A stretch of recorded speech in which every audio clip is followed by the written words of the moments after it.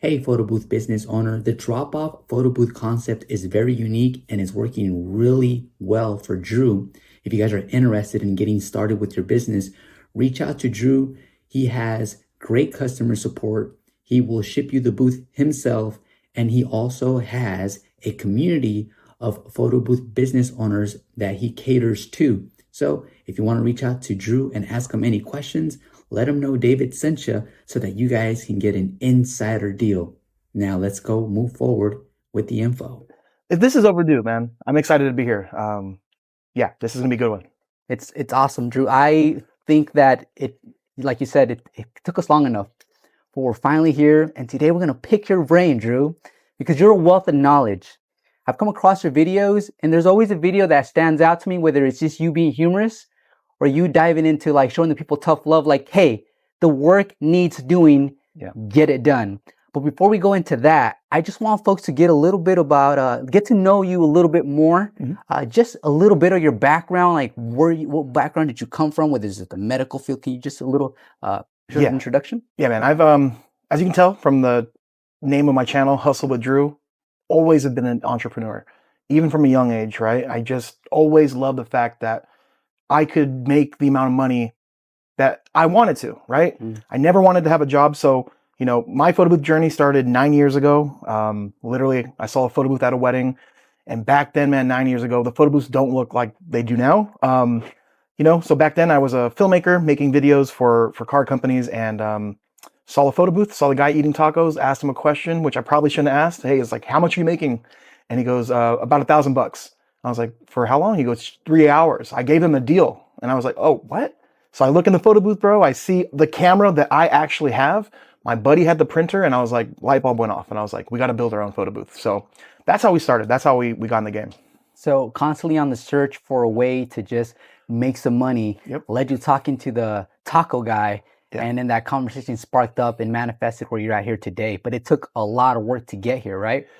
So Drew, what can you tell me about diving into the business? What do a lot of people hype up and really doesn't pan out that way?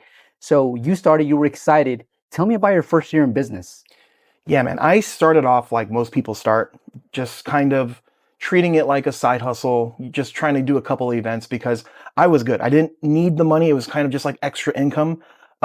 So I think, man, the first year I'd probably say we made maybe $25,000-$30,000. Part-time? Part-time. Nice. Yeah. So, you know, totally different game, man. Like nowadays, like back then, all you needed was a Craigslist account and you can get booked pretty much every single weekend. But it's a totally different game now. But yeah, I love the evolution of the photo booths. You know, I'm team iPad because it's portable, simple to use. Nice. And yeah, that's all we do. We just straightly do iPad booths now.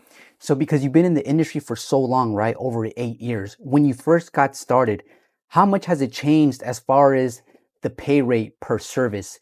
I understand that back in the day, people were making crazy amount of money in this industry just because of the supply and the demand, right? So moving, you know, just giving your experience for those last 8 years, how much has it shifted and what are you doing to stay relevant with your pricing?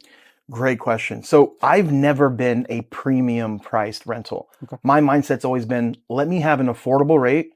Let me stay busy. Let me get experience. Let me build my clientele. So I've never been that $1,000 per event. We've always been kind of, you know, on the cheaper end. But when I started, man, the first year we were doing events for like $250, undercutting everybody. And I know a lot of people are like, that's bad for the business, bad for the industry. But back then it was just a passion thing, you know, and we were doing events for people that are having a party in their backyard.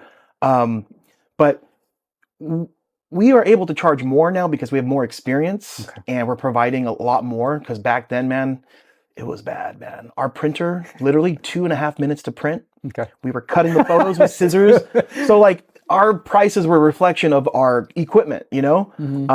But yeah, now it's totally different. I'm not sure if I answered your question, but yeah, what was your question again? No, so my question was, how has it changed as far as people charging a lot of money back then as photo booth businesses to now where everyone can easily have access to the equipment, set up a business, set up a website, and then undercut the people in the industry, right? Yeah. So now it's like we are in a constant struggle to stay relevant and also to be well compensated for the time that we think we are worth. Got it. Right. And that to me that's like an individual thing. Like I can't tell you, Drew, your philosophy is whack. Like I cannot say that because you probably love being at events. You probably love the volume work monthly keeps you busy.